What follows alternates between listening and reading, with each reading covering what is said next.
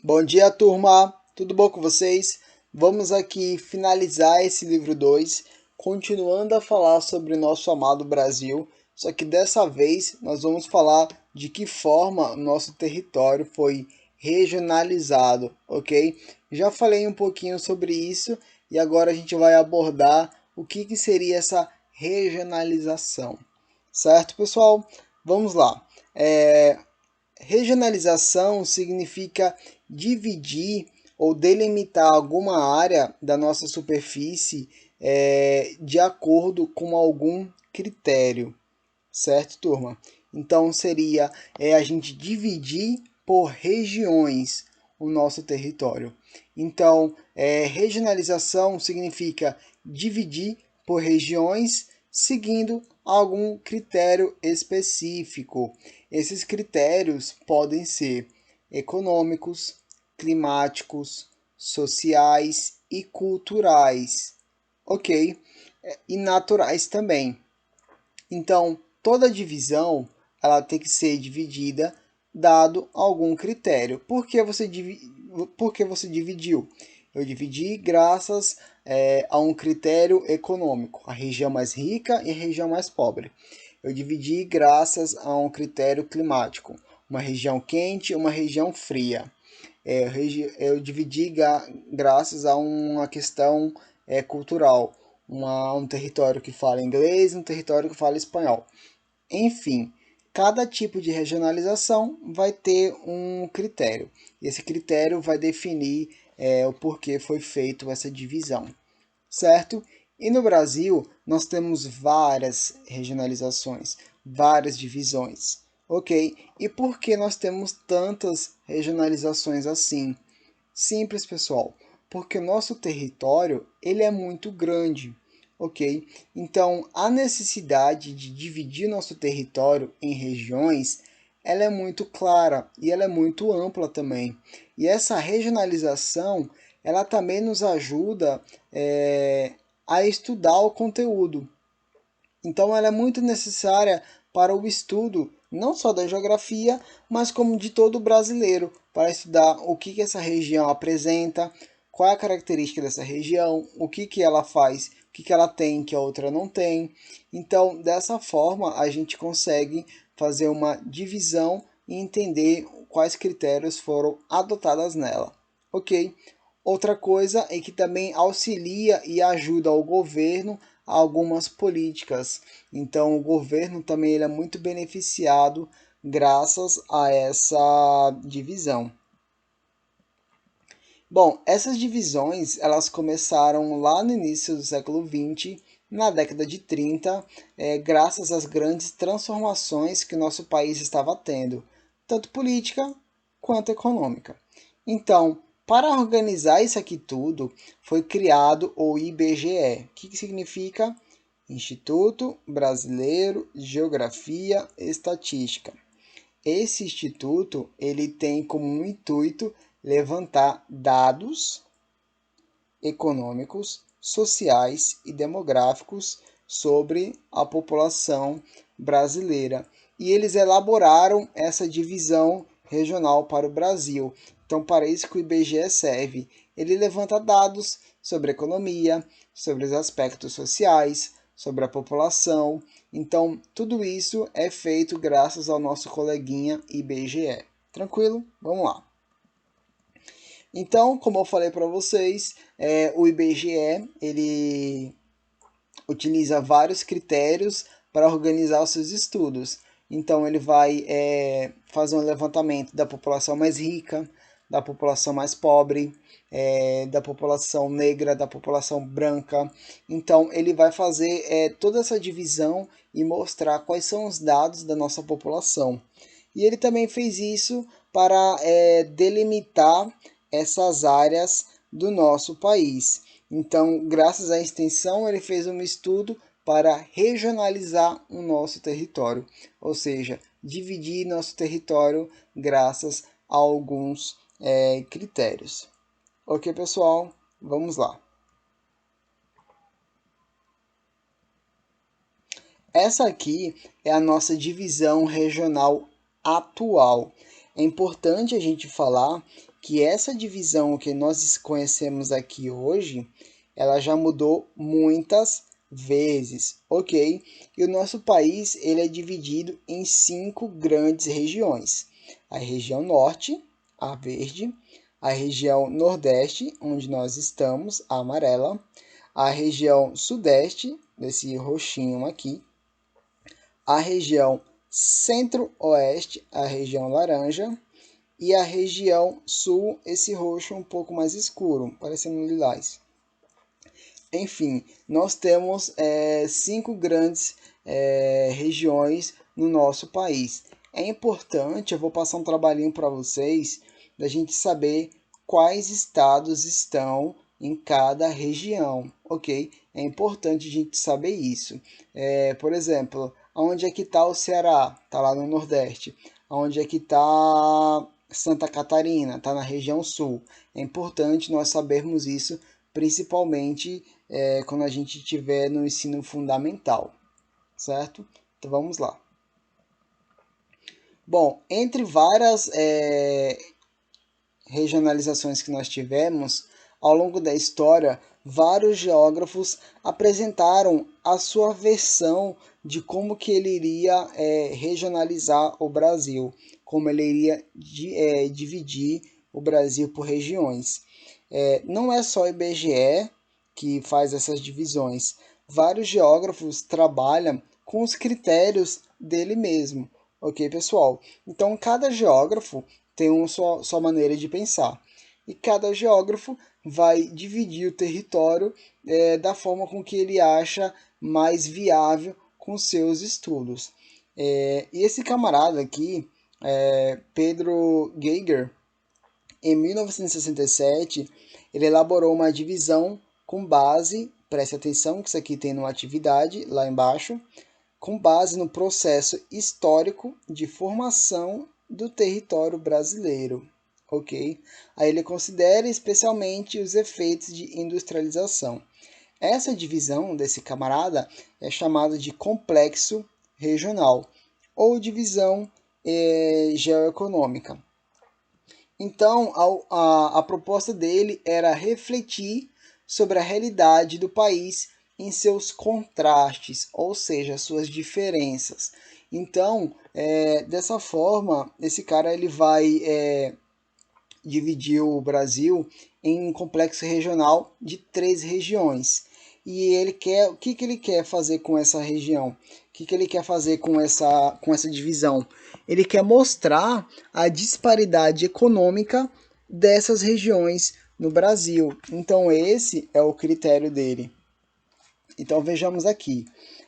Diferente de hoje em dia, no critério dele tem 3 regiões: a região Amazônia, a região Nordeste. Veja que Minas Gerais, metade Nordeste, metade não é. E a região Centro-Sul. Então, segundo o Pedro, que ele faz? Ele faz essa divisão graças às disparidades econômicas e industriais destes lugares, dessas regiões. Então, ele vai dizer que a região Centro-Sul é a mais desenvolvida economicamente e industrialmente. Depois nós teríamos um patamar abaixo, que seria o Nordeste. E no último local, o local mais subdesenvolvido economicamente e industrialmente, seria a região Norte. Então ele separa graças a esse critério, ok? Somente 3 regiões, aos complexos regionais na divisão geoeconômica. Isso tem uma atividade lá embaixo. Vocês perceberam que ele colocou Minas Gerais aqui em 2 regiões, na região Nordeste e na região Centro-Sul? Vamos lá. Por que ele fez isso? Minas Gerais, que nem vários outros estados, eles possuem características de mais de uma região, ok? As regiões, elas são divididas pelas fronteiras dos estados. Então, nós temos aqui Minas Gerais, deixa eu voltar aqui para vocês. Nós temos Minas Gerais e Bahia. Bahia e Minas Gerais. Essa região é a região, deixa eu apagar aqui para vocês.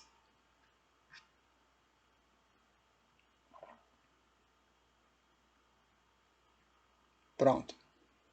Essa aqui é a região Nordeste, vocês já conhecem. E essa região, a região verde, é a região Sudeste. Minas Gerais e Bahia, elas estão separando essas duas regiões. Essas regiões, elas são separadas pela divisa do estado delas. Só que Minas Gerais, que nem alguns outros estados, elas possuem as características das duas regiões, que são quais? Vamos ler aqui. Na sua porção norte, ela tem uma semelhança bastante com a região nordestina, que é sua paisagem natural, marcada pela presença de um clima seco e a vegetação da caatinga. Lembra que a gente falou sobre isso na sala de aula? Olha aqui ela. Isso aqui é a vegetação do Nordeste, só que se encontra lá em Minas Gerais, bem aqui, ó. Bem aqui. Certo? Então, é uma característica do Nordeste. Já nessas partes próximas a São Paulo, ela tem a característica da região Sudeste. Que qual é a característica da região Sudeste? Desenvolvimento econômico, desenvolvimento industrial, tudo isso que faz de Minas Gerais e da região Sudeste ser a região mais desenvolvida do Brasil. Então vemos, o Minas Gerais tem características de duas divisões. Isso acontece no Maranhão, no Mato Grosso, em Tocantins, em vários outros estados que temos no Brasil, ok?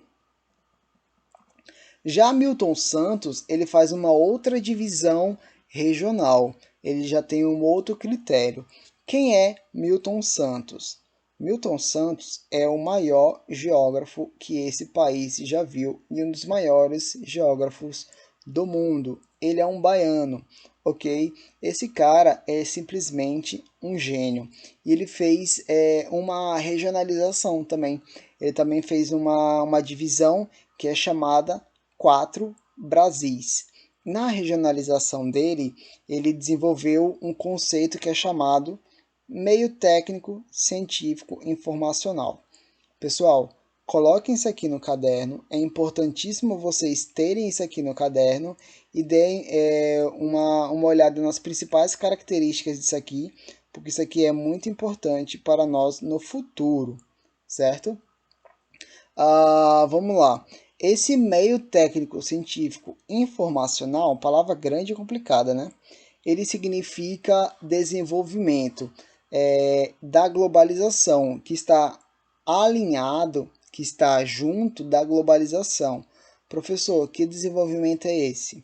Desenvolvimento tecnológico, desenvolvimento industrial, desenvolvimento dos transportes, desenvolvimento, um acesso à internet. Então, tudo que for relacionado à economia, tecnologia e desenvolvimento, a gente vai colocar como meio técnico, científico e informacional. Meio técnico, produção, científico, ciência, informação, tecnologia, ok? Então, todos esses fatores recentes, super recentes de hoje em dia, da globalização, é meio técnico, científico, informacional. Aí, o Milton Santos, esse baiano, esse geógrafo, ele vai fazer uma divisão conhecida como 4 Brasis. Então, ele tem alguns critérios aqui. Vamos lá.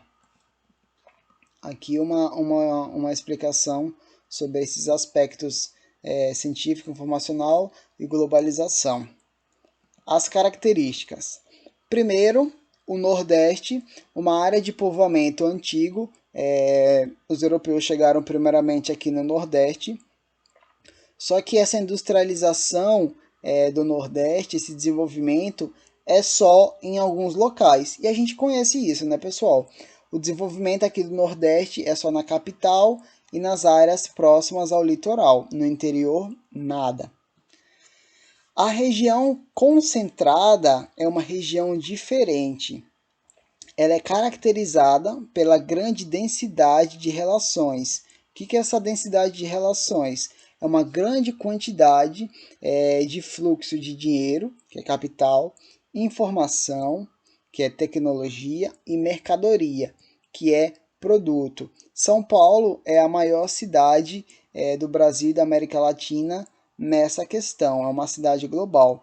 Então, tudo que desenvolve e que diz respeito a esse desenvolvimento estará em São Paulo. O Centro-Oeste, que é essa parte laranja aqui, ó, ela é uma área de ocupação periférica, mais pobre. E ela está somente associada à agropecuária e aos interesses da região concentrada. Ou seja, ela vai somente abastecer a região concentrada. E a Amazônia, a gente já conhece, é as áreas que têm a menor densidade demográfica e técnica. O que significa isso? Que apesar de ser a maior área do Brasil, é onde tem menos pessoas também. Temos a floresta amazônica em grande parte do território. A menor quantidade de pessoas e de indústrias. Então, é a parte menos industrializada do nosso território. E aqui eu apresento para vocês os 4 Brasis. Deem uma olhada que, como o nome fala, 4 Brasis, não temos 5 regiões que nem a gente conhece hoje em dia. Nós temos a região norte, como sempre. O nordeste continua igual. O centro-oeste continua igual. Só que olha o que o Milton Santos fez. Ele juntou a região sul e a região sudeste. Ele fez uma região concentrada, que é isso aqui, ó. Ele juntou as duas regiões mais ricas do país e ele caracterizou essa região como uma região só. Por quê? Porque a região concentrada é a região mais desenvolvida economicamente e industrialmente, ok? Então, o meio técnico, científico e informacional é muito forte nessa região. Então, ele vai classificar ela como uma só, fazendo assim os 4 Brasis: Norte, Nordeste, Centro-Oeste e Concentrada. Ok, turma? Vamos lá. Aqui tem. Respondam essas questões aqui sobre a divisão do IBGE, complexo regional e o Milton Santos.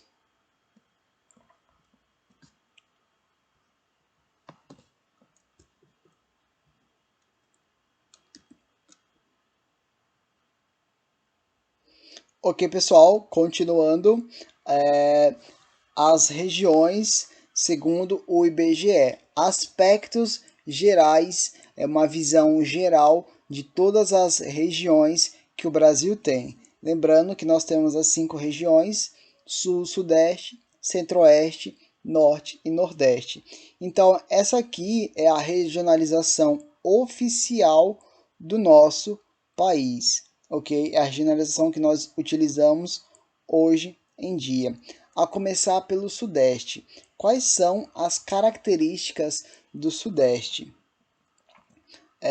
Primeiro, Sudeste ele é a região mais industrializada, a região melhor economicamente, mais desenvolvida economicamente, tem as cidades mais ricas do nosso país.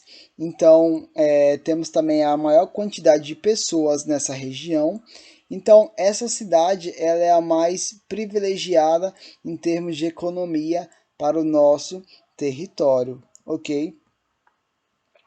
Sua população absoluta é enorme, a sua densidade demográfica maior ainda, tem 94 quilômetros 94 habitantes por quilômetros quadrados e a população ela é 41% de todo o território brasileiro, ou seja, quase metade da população vive na região sudeste, certo?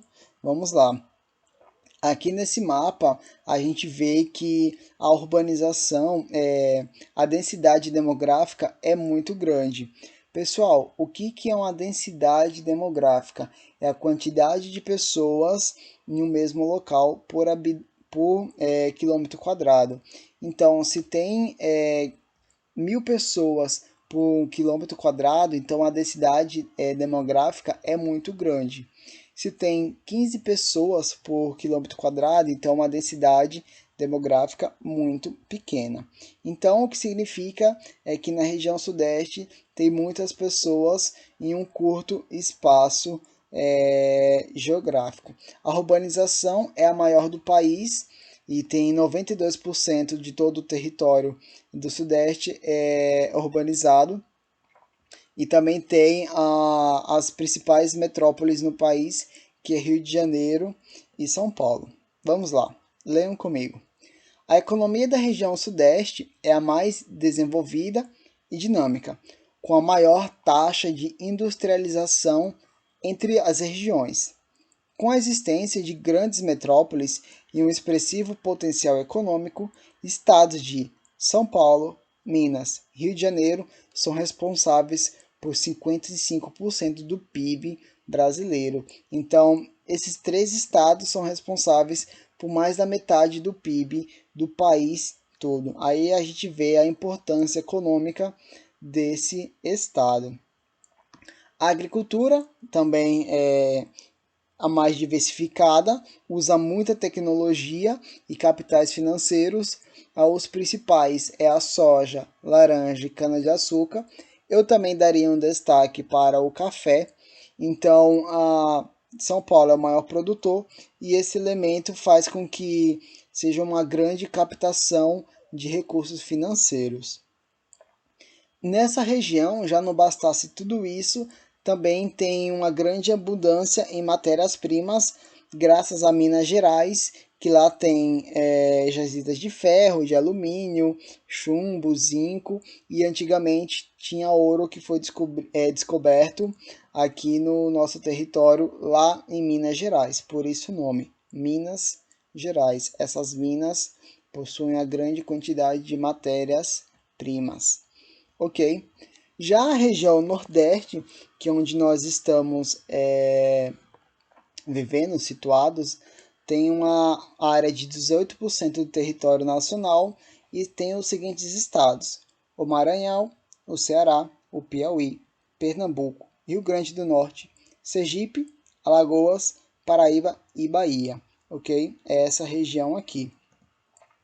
Bom, sobre as regiões brasileiras, essa distribuição da população ela vai ser feita de uma maneira completamente irregular. E eu vou explicar isso mais pelo período da tarde.